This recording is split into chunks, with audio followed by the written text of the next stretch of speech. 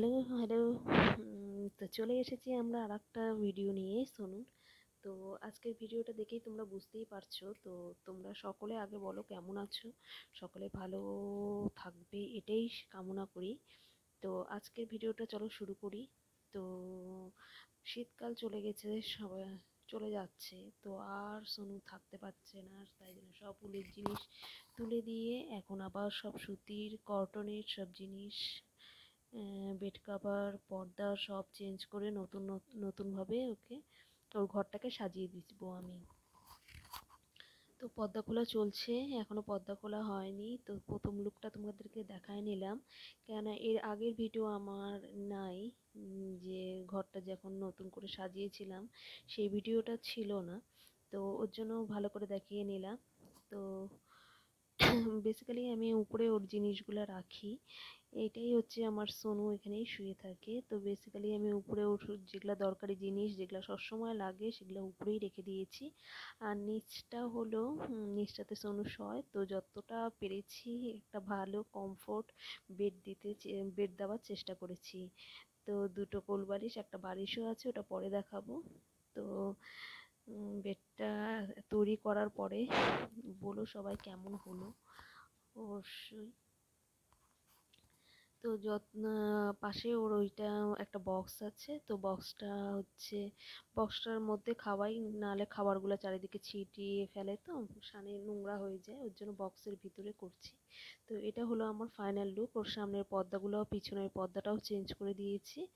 তো এতক্ষণ আমি যতক্ষণ করলাম ততক্ষণ এত লাফালাফি, মানে ওর ঘর তৈরি করছি, ওর এত আনন্দ কি বলবো, চোখে না দেখলে বিশ্বাস করা যায় না। তখন আমি আর ভিডিও তোমাদের জন্য করতে পারিনি, কেন একদিকে পর্দা সেট করব না ওর ভিডিও করব। তো এতটাই লাফালাফি করছে যে ওর খিদা পেয়ে গেছে। তো আগে ওকে খেতে দিয়ে নিলাম, তারপরে তো আবার ভিডিওটা শুরু করলাম।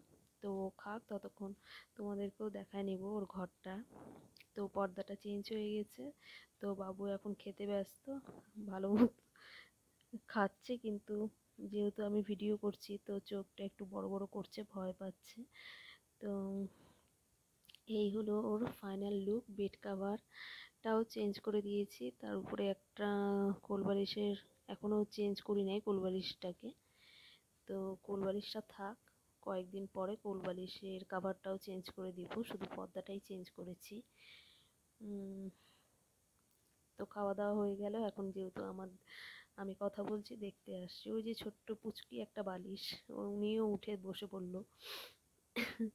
তো ওই বালিশে ও মুখ রেখে শয়। তো দুদিকে কোল বালিশ দিয়ে রেখেছি, তো ওর মাঝখানে শয় ও বালিশে মুখ দিয়ে।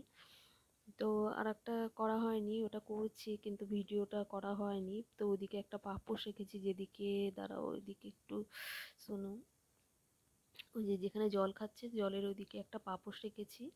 তো ওখানে হয় কি, অনেক সময় দৌড়ে আসলে ও স্লিপ খেয়ে বিছানায় ওঠে। তো তো এত জোরে ও দৌড়ায়, ওর জন্য ওদিকে একটা পাপোশ রাখা হয়েছে যাতে ও স্লিপ না খায়।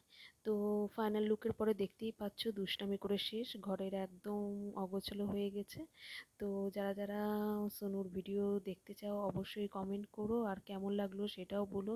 সোনুর ঘরটা কীভাবে কেমন করে আর সাজালে ভালো লাগবে সেটাও একটা টিপস দিতে পারো। তো এইভাবে পাশে থেকো। আজকের মতন এখানেই শেষ করলাম।